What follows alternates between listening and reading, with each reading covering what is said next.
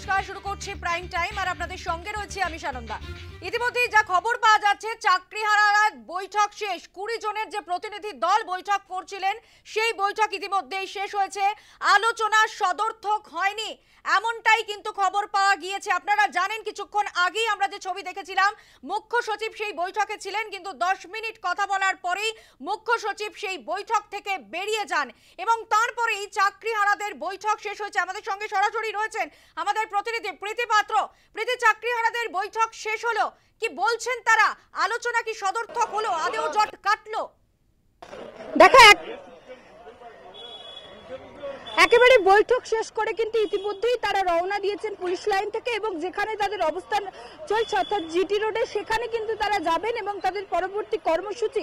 কারণ ইতিমধ্যেই তারা যেটা আমাদেরকে জানিয়েছেন যে বৈঠক থেকে কোনো সদর্থক বার্তা তারা পায়নি। মুখ্য সচিবের সঙ্গে তাদের বৈঠক হয়েছেন, পুলিশ কমিশনারের সঙ্গে বৈঠক হয়েছেন, ডিজিও উপস্থিত ছিলেন, তবে সেই বৈঠকে কোনো সদর্থক তারা বার্তা পায়নি।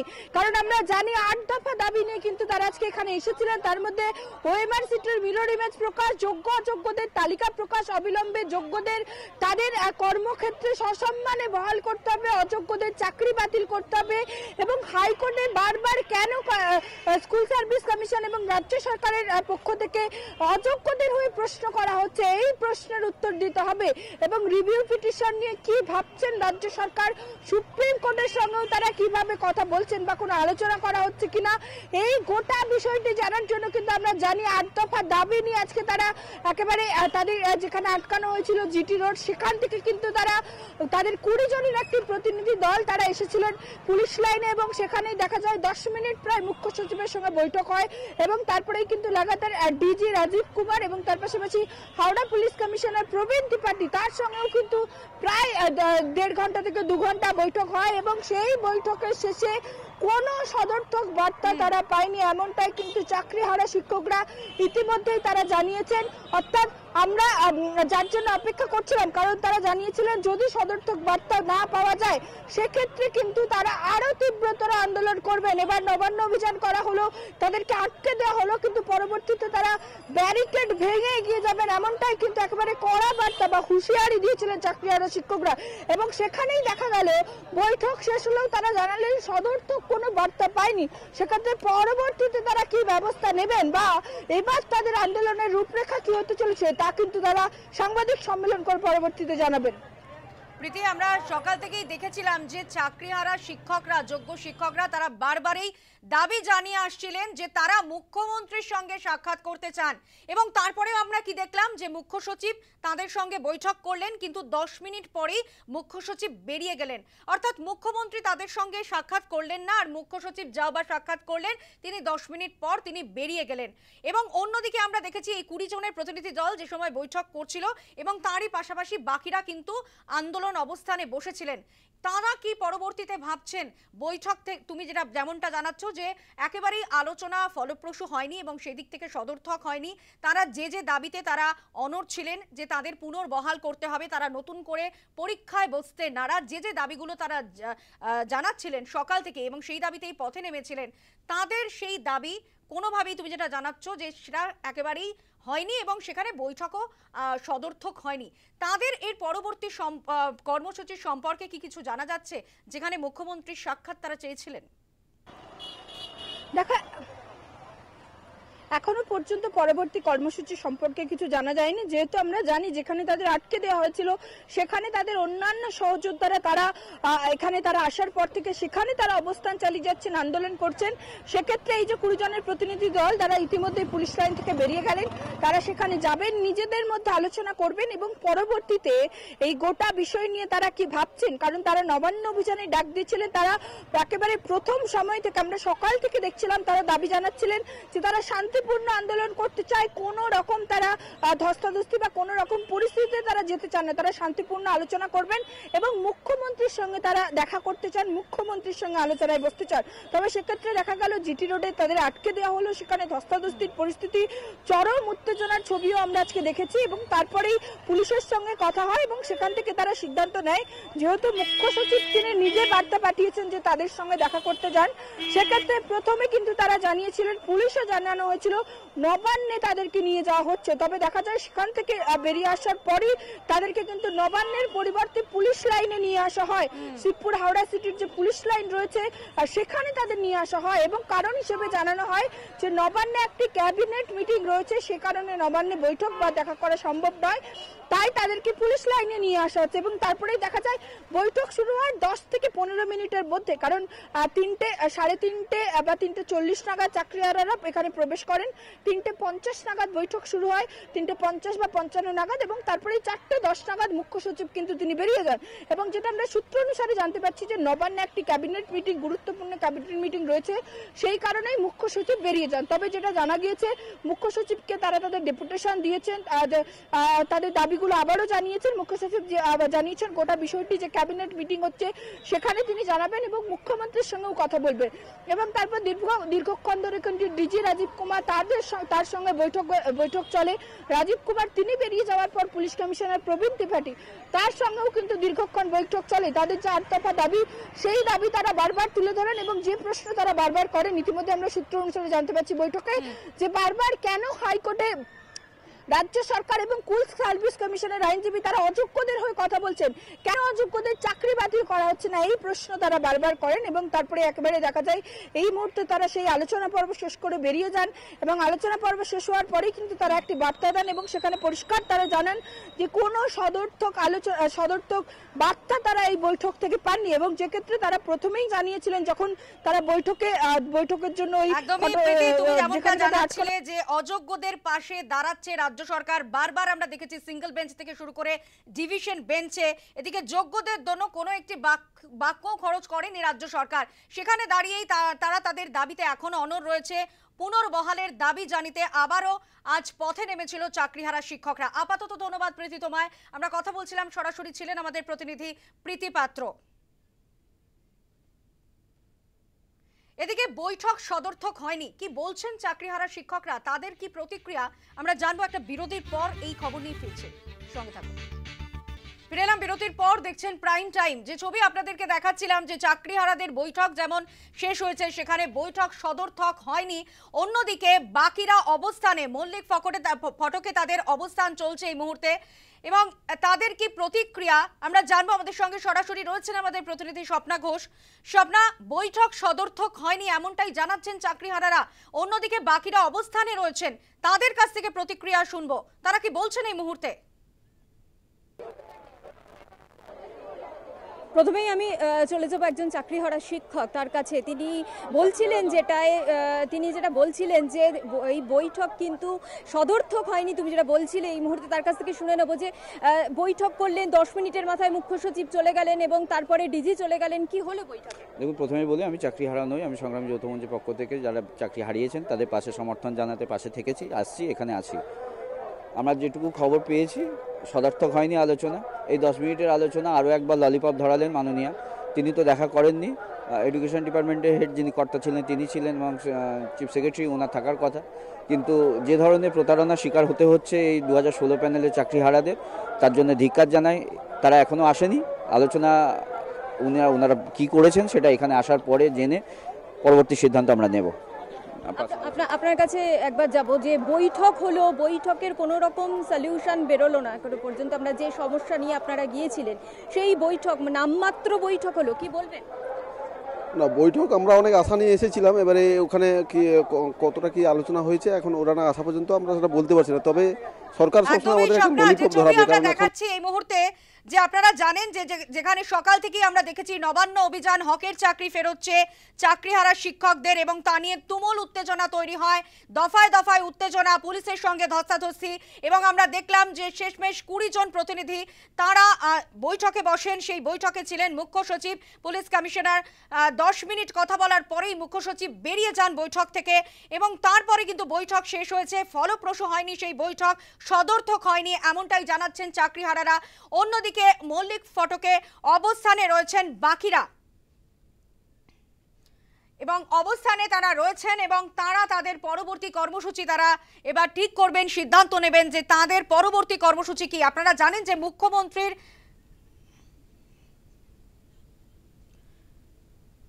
বৈঠকে যোগ দেবার আগে চাকরিহারা শিক্ষকরা কি দাবি করেছিলেন শোনাবো আপনাদের। কালকে আলোচনা হয়েছে, আমরা বিশ্বাসতার কারণে জানাচ্ছি না। বিনোদ কুমার মহাশয় তিনি আজকে যখন আলোচনা করবেন আমরা নিশ্চয়ই তার কাছে আবেদন রাখবো, আপনি যোগ্য চাকরি বাঁচানোর জন্য মাননীয় মুখ্যমন্ত্রীকে বলুন আমাদের সাথে আলোচনায় বসতে, কি অসুবিধা? তিনি তো আমাদের মুখ্যমন্ত্রী। হ্যাঁ, মুখ্যমন্ত্রীর সাথে দেখা করতে চেয়েছি, মুখ্য সচিবকে দেখা করার জন্য নিয়ে যাচ্ছে। আমরা প্রাথমিক পর্যায়ে রাজি হয়েছি, আমাদের কোনো আপত্তি নেই, কিন্তু মুখ্যমন্ত্রীর সাথে দেখা করে আমরা ছাড়বো যে আমাদের যদি ওএমআর এর ভিত্তিতে অযোগ্য চিহ্নিত হতে পারে, যোগ্য কেন হবে না? এই তালিকা নিয়ে সুপ্রিম কোর্টে যান, সব যোগ্যদের চাকরি বেঁচে যাবে। কিসের পরীক্ষা? নিন না, অযোগ্য যারা চিহ্নিত হয়েছে তাদেরকে পরীক্ষা নিন না, দিন না চাকরি, আমাদের নতুন চাকরি প্রার্থীতে দিন না চাকরি। মুখ্যমন্ত্রী তো আমাদের চাকরি যারা চুরি করেছে তাদের পক্ষে, কারণ ওরা টাকা দিয়েছে, ওদের চাকরি কেড়ে নিলে ঢাকঢোল চরম চরম গুরবাতাসা দেবে। মুখ্যমন্ত্রী বললে তো হবে না, আইন আছে দেশে না? এই আইন উপর ভিত্তি করে ইন্দিরা গান্ধীর প্রাক্তন প্রধানমন্ত্রী জেল হয়েছিল। মুখ্যমন্ত্রী আইনের বাইরে কিছু যেতে পারবে না। আমরা আইনটা বুঝি বলে এত শক্তি সমর্থন নিয়ে আমরা কথা বলতে পারি। সুতরাং অযোগ্যদের পাশে রয়েছে মুখ্যমন্ত্রী, অযোগ্যদের বাঁচানোর জন্য তার advocate general single bench, division বেঞ্চে জনগণের ট্যাক্সের টাকা খরচা করতে সওয়াল করছে। যেখানে রাস্তা শেষ হয় সেখান থেকে আবার রাস্তা শুরু হয়। আমরা সত্যের পথে আছি বলেই তো সাহস নিয়ে ডাক মেরে দাঁড়িয়ে আছি। মুখ্য সচিব মোট 10 মিনিট দিলেন। আমরা 1.5 বছর ধরে রাস্তায় বসে, এটা লজ্জার বিষয়, আমরা মর্মাহত।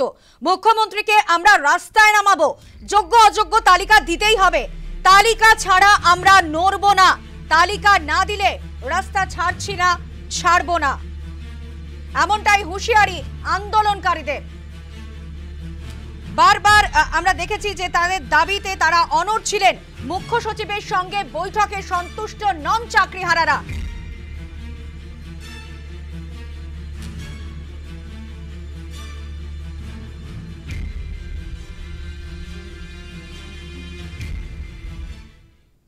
মুখ্য সচিবের সঙ্গে বৈঠকে সন্তুষ্ট নন চাকরিহারারা। তারা বলছেন যে তালিকা প্রকাশ না করলে রাস্তা ছাড়ছি না, ছাড়বো না। এই খবর নিয়ে আমরা ফিরছি একটা বিরতির পর, সঙ্গে থাকুন। তাদের সকলকে সংগ্রামী অভিনন্দন। আমরা আজকে গিয়েছিলাম মাননীয় চিফ সেক্রেটারি মহোদয়, DG sir, CP sir Howrah, তারা ছিলেন। আমরা তাদের সাথে সাক্ষাৎ চাইনি, আমরা এসেছি আজকে only one point, সকল যোগ্যদের চাকরি ফেরানোর মূল মন্ত্র 22 লক্ষ ওএমআর, সেই ওএমআর এর ভিত্তিতে অযোগ্য চিহ্নিত হয়েছে। সেই ওএমআর এর ভিত্তিতে সরকার, হাইকোর্টে চিন্ময় বাবু বলছিলেন, হাইকোর্টের ডিভিশন বেঞ্চ বলেছে all OMR must be public domain. হাইকোর্টের রায় মানছে না। আজকে সেই ওএমআর এর ভিত্তিতে যোগ্য তালিকা সরকারের কাছে তৈরি আছে। রাজ্য সরকার, মমতা বন্দ্যোপাধ্যায় আমাদের মুখ্যমন্ত্রী, তিনি আমাদের প্রিয় মুখ্যমন্ত্রী, তিনি যদি মনে করেন তার ওই চেয়ারটা খুব ভালো লাগে তাহলে সেটা ভালো লাগুক। আজকে রাতের মধ্যে 12টা হোক, 10:30টা হোক, এসএসসির, যেটাকে অটোনমাস বডি বলছে, এসএসসি অটোনমাস বডি, কিন্তু পেছন থেকে চালায় রাজ্যের মুখ্যমন্ত্রী। কেন দেখেননি? নোটিফিকেশনের বিষয় নবান্ন থেকে প্রেস কনফারেন্স করে বলেছিল। আমাদের বক্তব্য হচ্ছে আজকের রাত 12টার মধ্যে untainted teacher and non teaching staff তাদের তালিকা প্রকাশ করতে হবে। আর অন্যথায় যারা নেতৃত্ব আছে, আমাদের চিন্ময় বাবু, মেহবুবদা, মিন্ময়দা, রবিউল, কৃষ্ণকুমার, আরো সুবিধা সরকার সহ আরো যারা আছেন শিক্ষাকর্মীরা, সকলকে নমস্কার। আমরা একযোগে এক হয়ে আজকে লড়ছি। যোগ্য তালিকা দিন, আমাদেরও কলঙ্কের হাত থেকে মুক্তি দিন, যোগ্যদের চাকরি ফেরত দিন। কোন টালবাহানা, কোন অজুহাত, কোন শক্তির কাছে, কোন রাজনৈতিক শক্তির কাছে আমরা অন্তত মাথা নত করব না। এটা আমাদের বক্তব্য। 22 লক্ষ ওএমআর প্রকাশ, ওএমআর এর ভিত্তিতে যোগ্য তালিকা দিন। আর মাঝখানে ডান দিকে বাঁ দিকে কোন সেন্টেন্স নেই। পরীক্ষা 10 বছর পর মানছি না, মানবো না, একটা লাইনও বলবো না পরীক্ষা নিয়ে। এইটুকুই বলার। মাননীয় মুখ্যমন্ত্রী, আমাদের যোগ্য তালিকা দিন। এই জায়গা আমরা ছাড়ছি না, ছাড়বো না, পরীক্ষা মানছি না, মানবো না। মেহবুব ভাই,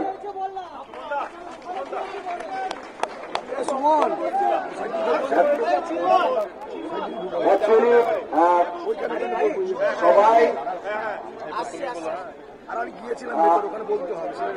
প্রথমত আমি অনেক পরে গিয়েছি, যাওয়ার কথাও ছিল না আমার, তখন চিফ সেক্রেটারি বেরিয়ে গেছিলেন, এডুকেশন সেক্রেটারি ছিলেন।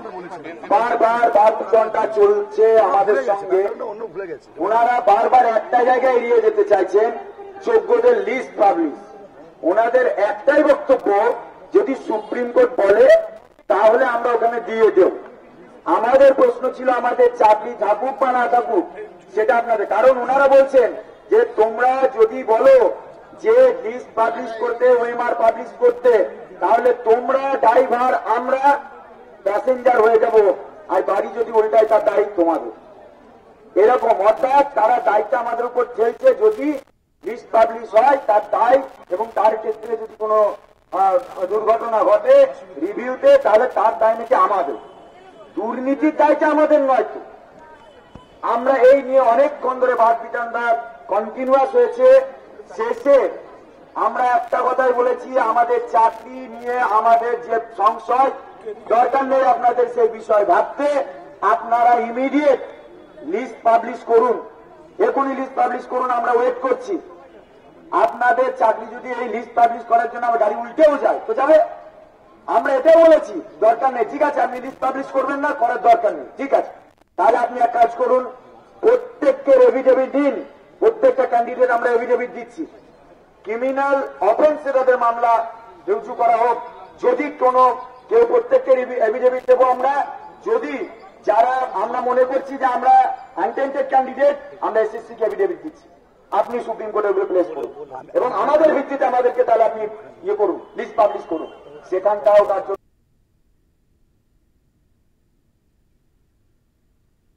জায়গায় আমাদের ধরেছি, এখনো পর্যন্ত লাস্ট উনি বলে গেলেন ঠিক আছে আমি এখন আবার সিএস এর কাছে যাচ্ছি, আমি গিয়ে আমি আর একবার মিটিং করছি, দিয়ে কি বলে, এবং প্রয়োজনে এক কাজ করো, তোমাদের লয়ার আমাদের লয়ার একসঙ্গে বসি, তারপরে তোমাদের লয়াররা যদি বলে তাহলে এটা করা যাবে। আমরা এই গল্প তো পুরো হয়ে গেছে, বারবার এই কথাটা আমরা বলেছি যে আপনারা বসুন, বিকাশ ভবনের সামনেও ওয়েবসাইটে আপনারা পাবলিশ করবেন, তবে আমরা উঠব।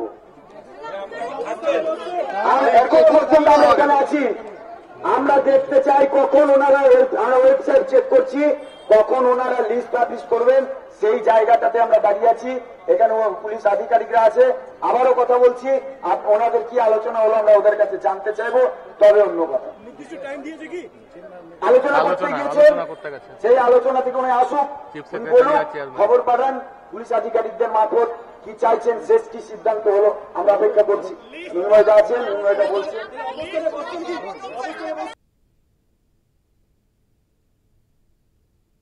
আলাদা করে কোনো সময়সীমা নেই, আমরা এখানেই আছি। আর একটা বিষয় বলি, এতদিন এবং যারা যোগ্যতার সঙ্গে চাকরি পেয়েছে তারা রাস্তায় ঘুরে বেড়াচ্ছে, থানায় ঘুরে বেড়াচ্ছে, এফআইআর খাচ্ছে, তাদের অপরাধ থাকার জন্য আপনারা বলছেন যে সরকার, মানবিক সরকার আমাদের পাশে আছে, আমাদেরকে বাঁচানোর জন্য ওনারা সবসময় আছেন, কিন্তু ওনাদের যে কার্যকলাপ সেটা একবারের জন্য সেটা এস্টাবলিশ হচ্ছে না, বা আপনারা ঘুরিয়ে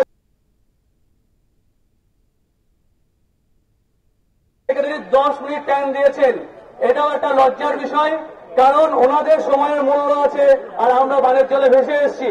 যারা টাকা দিয়ে চাকরি পেয়েছে তাদের ক্ষেত্রে তারা হচ্ছে সৎ, মানে তারা হচ্ছে আপন ছেলে, আমরা বানের জলে ভেসে এসেছি।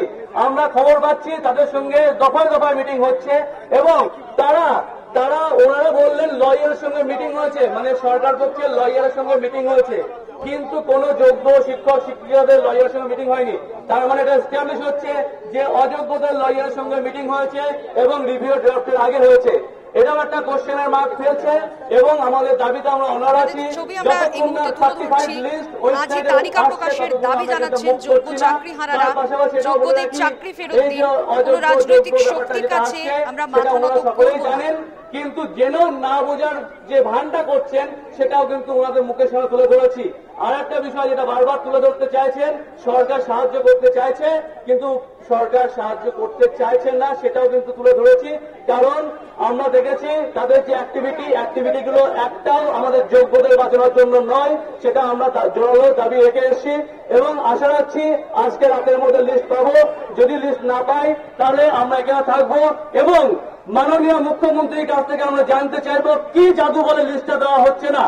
আর ওনারা একটা কথা বলছেন, স্যালারি তো হচ্ছে আপনাদের, যাদের স্যালারি হচ্ছে তারা যোগ্য, তাহলে সমস্যা কোথায়? আমাদের কথা সেখান থেকে হয়েছে যারা যোগ্য তাদের স্যালারি হচ্ছে, সেটা সার্টিফাইড লিস্ট দিতে সমস্যা কোথায়, প্রকাশ্যে আনতে সমস্যা কোথায়, ওএমআর পাবলিশ করতে সমস্যা কোথায়? এই কোশ্চেনগুলোর উত্তর ওনারা দিতে পারেননি, ওনারা উঠে চলে গেছেন। সোজা ভাষায় বললে আমাদের সামনাসামনি উত্তর দিতে না পেরে ওনারা পালিয়ে গেছেন। ওনারা চোরের মতো করে পালিয়ে গেছেন এবং বলেছেন নাকি আজকে মিটিং হবে, মিটিং এর পরে আলটিমেট লিস্ট আসবে। আমরা ওয়েট করছি যতক্ষণ না লিস্ট পাচ্ছি।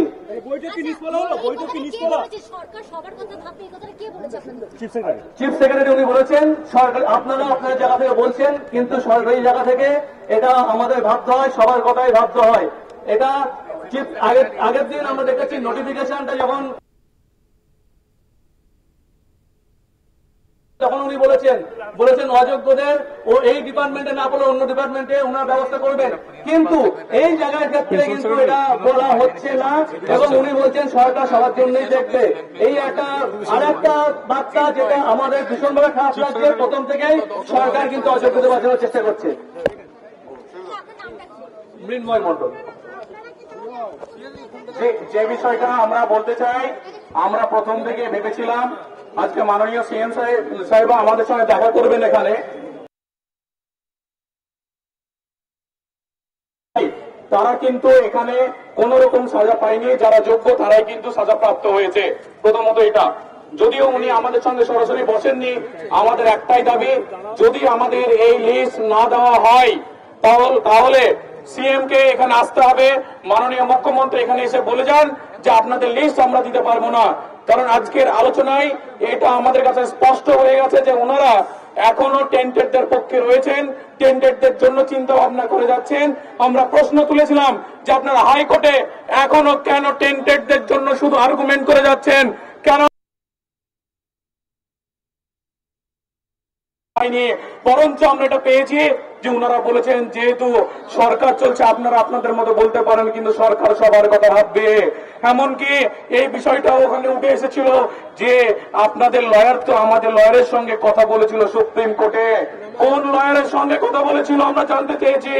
উনি বারবার বলেছেন যে আপনাদের মধ্যেকার লয়ারের সঙ্গে কথা বলেছে, কিন্তু আমরা আমাদের তরফ থেকে এইরকম কোন আলোচনা সুপ্রিম কোর্টে দেখিনি।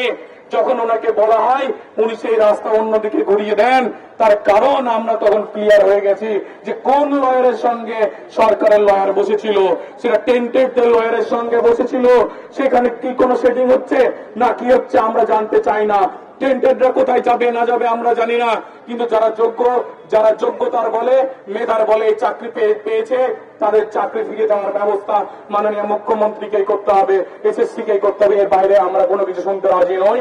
অবিলম্বে আজকে রাত 12টার আগে আজকের মধ্যে এই লিস্ট যেন ওয়েবসাইটে পাবলিশ করা হয়, সেই সঙ্গে যারা টেন্টেড তাদের টার্মিনেশনের নোটিশ যেন আমরা এই ওয়েবসাইটে দেখতে পাই এবং তাদের লিস্ট যেন দেখতে পাই, এই দাবি আমরা করে এসেছি। ওনারা বলেছেন যে আমরা আলোচনা করে দেখছি এবং আমরা দেওয়ার ব্যবস্থা করব। জানি না কি করবেন, যদি ওনারা না দেন আমরা এখান থেকে উঠবো না, আমরা আমাদের অবস্থান এখানে চালিয়ে যাব। যতক্ষণ না লিস্ট না পাচ্ছি আমরা কখনো এই জায়গা থেকে সরবো না।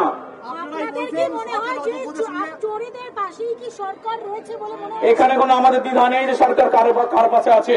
স্পষ্ট গত যে হাইকোর্টে আমাদের আর্গুমেন্ট হয়েছে সেখানে আমরা দেখেছি যে এসএসসি যে লয়ার ছিল সে কিন্তু চোরেদের হয়ে সামল করেছে, তাদেরকে কিভাবে পরীক্ষায় বসানো যায় সেই ব্যাপারেই কথা বলেছেন। সুতরাং এই বিষয়ে একদম আমাদের কাছে স্পষ্ট ধারণা রয়েছে, সরকার তাদের পক্ষে রয়েছে।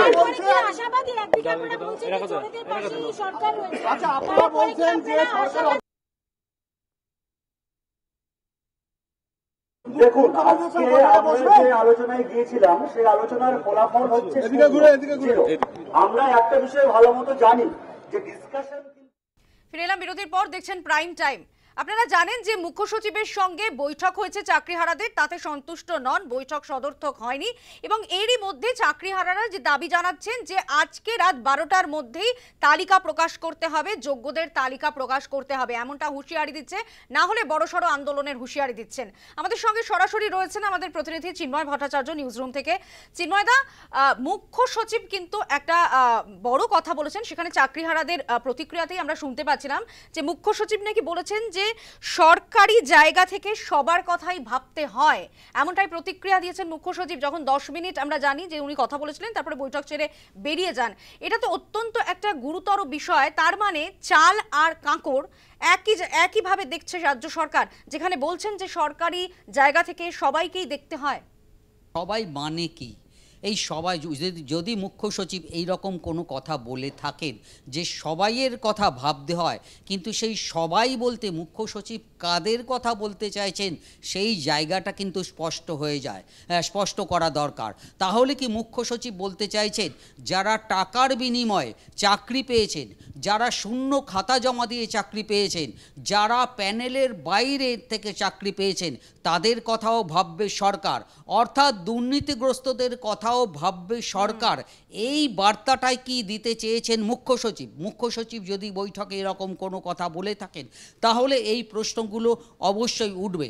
এবং সানন্দা, এই জায়গাটা, এই সবার কথাই ভাবতে হয়, এই জায়গাটাতেই কিন্তু গত কয়েক বছর ধরে অশান্তি, যাবতীয় চাকরিদের নিয়ে যাবতীয় অশান্তি চলছে, যা যাবতীয় সমস্যা, এই পুরোটাই কিন্তু এই জায়গাটাতেই আটকে আছে। আজকে চাকরিহারারা যোগ্য এবং অযোগ্যদের আলাদা করে তালিকা তৈরির কথা যে আবারও করে বলেছেন, এই তালিকা যদি তৈরি করত, সবার কথা যদি না ভেবে সরকার যদি যোগ্যদের কথা ভাবত, সরকার যদি দুর্নীতিগ্রস্তদের কথা না ভাবত, যারা অসৎ উপায়ে চাকরি পেয়েছেন তাদের কথা না ভাবত, তাহলে আজকে এই যোগ্য চাকরিহারাদের এইভাবে পথে নামতে হতো না, সারা দিন বৃষ্টির মধ্যে দাঁড়িয়ে নবান্ন অভিযানে আসতে হতো না, নবান্ন অভিযান করতে হতো না, বা এইভাবে মুখ্যমন্ত্রীর সঙ্গে বৈঠকের দাবি জানাতে হতো না, 8 দফা দাবি পেশ করতে হতো না। এই সবার কথার মধ্যে সবার কথাই ভাবতে হয়। এই জায়গাটাতে এই যে অযোগ্যদের কথাও ভাবতে হয়, দুর্নীতিগ্রস্তদের কথাও ভাবতে হয়, যারা অযোগ্য, যারা টাকা দিয়ে চাকরি পাওয়ার চেষ্টা করেন, শিক্ষক হওয়ার চেষ্টা করেন, তাদের কথাও ভাবতে হয়। এই ভাবনাটার জায়গাটাতেই কোথাও গণ্ডগোল রয়েছে। কেন তাদের কথাও ভাবতে হয় এই প্রশ্নটাই ওঠে। কেন যারা টাকার বিনিময়ে চাকরি পেয়েছেন, যারা টাকা দিয়েছেন এবং যাদের টাকা দিয়েছেন, আমরা সকাল থেকে দেখেছি চাকরিহারা যোগ্য শিক্ষকরা তারা বারবারই বলেছেন যে আমরা সিঙ্গেল বেঞ্চ থেকে ডিভিশন বেঞ্চে ছুটে বেড়াচ্ছে রাজ্য সরকার, দাগি অযোগ্যদের চিহ্নিত করা হয়েছে, সেখানে তাদের পক্ষে বারবার সওয়াল করেছে সিঙ্গেল বেঞ্চ, কখনো ডিভিশন বেঞ্চ, একের পর এক সওয়াল দেখা গেছে রাজ্য সরকার এবং এসএসসির, কিন্তু যোগ্য চাকরিহারাদের জন্য কিন্তু কোনো একটি বাক্যও খরচা করেনি রাজ্য সরকার। এবং এখনো মুখ্য সচিব বলছেন যে সরকারি জায়গা থেকে সবার কথাই খেয়াল রাখতে হয়, সবাইকেই দেখতে হয়।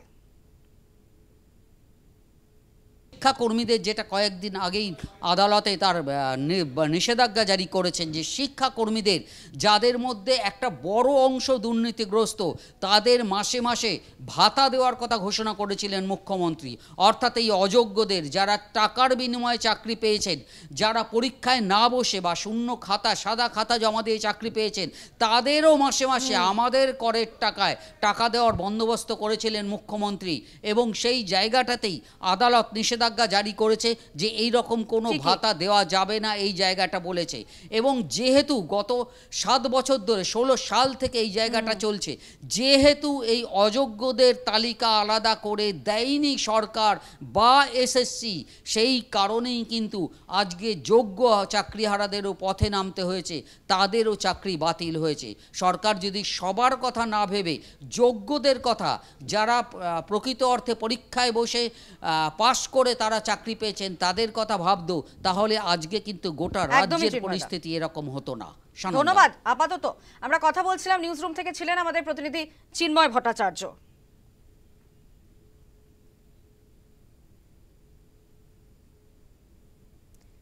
এদিকে আজ রাত 12টার মধ্যে যোগ্যদের তালিকা প্রকাশ না করলে হুঁশিয়ারি দিচ্ছে আন্দোলনকারীরা। সেখানে তারা কোনোভাবেই রাস্তা ছাড়বো না, রাস্তা ছাড়ছি না, এমনই হুঁশিয়ারি দিয়েছেন আন্দোলনকারীরা। তাদের প্রতিক্রিয়া আপনাদের সামনে রাখবো একটা বিরতির পর, সঙ্গে থাকুন। ফিরে এলাম বিরতির পর, দেখছেন প্রাইম টাইম। তালিকা না দিলে চাকরি হারাদের হুঁশিয়ারি, তারা বলছেন রাস্তায় আছি, রাস্তাতেই থাকবো। কি বলছেন চাকরি হারা শিক্ষক চিন্ময় মণ্ডল, শোনাবো আপনাদের। আমাদের জন্য দুর্ভাগ্যের বিষয় যে আমরা আজকে 1.5 বছর ধরে রাস্তায় পড়ে আছি। আমরা অন্যের দোষে আজকে সাজাপ্রাপ্ত, অন্যের দুর্নীতির দায়ে আজকে সাজাপ্রাপ্ত। সেখানে দাঁড়িয়ে চিফ সেক্রেটারি স্যার মাত্র 10 মিনিট ছিলেন এবং 10 মিনিট পরে উনি উঠে চলে যান। এটা সত্যি লজ্জার বিষয় আমাদের কাছে যে আমরা বারবার অনুরোধ করছি, স্যার আপনি চলে যাবেন না, আমরা মর্মাহত এতদিন ধরে এখানে যন্ত্রণায় ভুগছি, আর আপনি 10 মিনিট পরে চলে যাচ্ছেন, আমরা কথাগুলো বলতেও পারবো না। সেখানে প্রিন্সিপাল সেক্রেটারি পড়ে এবং ডিজি স্যার আমাদের সঙ্গে কথা বলেন। আলটিমেটলি যে যোগ্য অযোগ্য তালিকা আমরা চেয়েছি, ওনারা বলেছেন ইট ইজ নোটেড ডাউন, আমরা আলোচনা করছি। কিন্তু আমরা বলেছি আমাদের ওটা আজকেই চাই। এসএসসি চেয়ারম্যান স্যার এই যোগ্য অযোগ্য তালিকা রেডি আছে, এটুকু আমাদের আগেও বলেছেন। এবং সেক্ষেত্রে ওপরের নির্দেশ ছাড়া এটা দেওয়া যাবে না, এরকমটাও শোনা গেছে। এই ওপরের নির্দেশটা কার নির্দেশ, কেন দেওয়া যাবে না? যোগ্যদের চাকরি ফেরত দিন এবং আজকে রাত 12টার মধ্যেই যোগ্যদের তালিকা প্রকাশের দাবি করছে চাকরিহারা শিক্ষকরা। কি বলছেন সুমন বিশ্বাস, শোনাবো। রাজ্য সরকার, মমতা বন্দ্যোপাধ্যায় আমাদের মুখ্যমন্ত্রী, তিনি আমাদের প্রিয় মুখ্যমন্ত্রী। তিনি যদি মনে করেন তার ওই চেয়ারটা খুব ভালো লাগে, তাহলে সেটা ভালো লাগুক। আমাদের বক্তব্য হচ্ছে আজকের রাত 12টার মধ্যে untainted teacher and non teaching staff তাদের তালিকা প্রকাশ করতে হবে। আমরা একযোগে এক হয়ে আজকে লড়ছি। যোগ্য তালিকা দিন, আমাদেরও কলঙ্কের হাত থেকে মুক্তি দিন, যোগ্যদের চাকরি ফেরত দিন। কোন টালবাহানা, কোন অজুহাত, কোন শক্তির কাছে, কোন রাজনৈতিক শক্তির কাছে আমরা অন্তত মাথা নত করব না। এটা আমাদের বক্তব্য। 22 লক্ষ ওএমআর প্রকাশ, ওএমআরের ভিত্তিতে যোগ্য তালিকা দিন। আর মাঝখানে ডান দিকে বাদিকে কোন সেন্টেন্স নেই। পরীক্ষা 10 বছর পর মানছি না, মানব না, একটা লাইনও বলবো না পরীক্ষা নিয়ে। আপনাদের যে বক্তব্য আমরা শোনাচ্ছিলাম যে মুখ্য সচিব মোট 10 মিনিট দিলেন, আমরা 1.5 বছর ধরে রাস্তায় বসে, এটা লজ্জার বিষয়, আমরা মর্মাহত। মুখ্যমন্ত্রীকে আমরা রাস্তায় নামাবো, যোগ্য অযোগ্য তালিকা আজকেই দিতে হবে। আজকেই যোগ্যদের আলাদা তালিকার দাবি জানিয়েছেন যোগ্য চাকরিহারা শিক্ষকরা।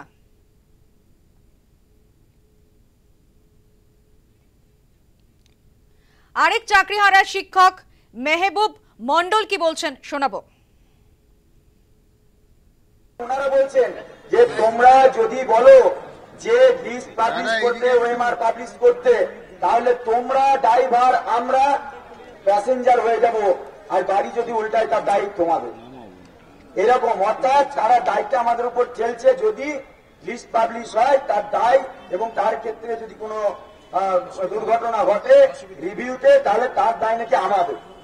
দুর্নীতির দায়টা আমাদের নয়। তো এই লিস্ট পাবলিশ করার জন্য আমার গাড়ি উল্টেও যায় তো যাবে। আমরা এটাও বলেছি দরকার নেই, ঠিক আছে, আপনি লিস্ট পাবলিশ করবেন না, করার দরকার নেই, ঠিক আছে। তাহলে আপনি এক কাজ করুন, প্রত্যেককে এফিডেভিট দিন। প্রত্যেকটা ক্যান্ডিডেট আমরা এফিডেভিট দিচ্ছি। ক্রিমিনাল অফেন্সে তাদের মামলা রুজু করা হোক। যদি কোনো কেউ, প্রত্যেককে এফিডেভিট দেবো আমরা। যদি যারা আমরা মনে করছি যে আমরা আনটেন্টেড ক্যান্ডিডেট, আমরা এসএসসি কে এফিডেভিট দিচ্ছি। আপনি সুপ্রিম কোর্টে ওগুলো প্লেস করুন এবং আমাদের ভিত্তিতে আমাদেরকে তাহলে আপনি ইয়ে করুন, লিস্ট পাবলিশ করুন। সেখানটাও কার্যত এড়িয়ে যাওয়ার চেষ্টা হলো। প্রাইম টাইম এখন এ পর্যন্তই। এরপর দেখুন বেঙ্গল লাইন বৃষ্টির সঙ্গে।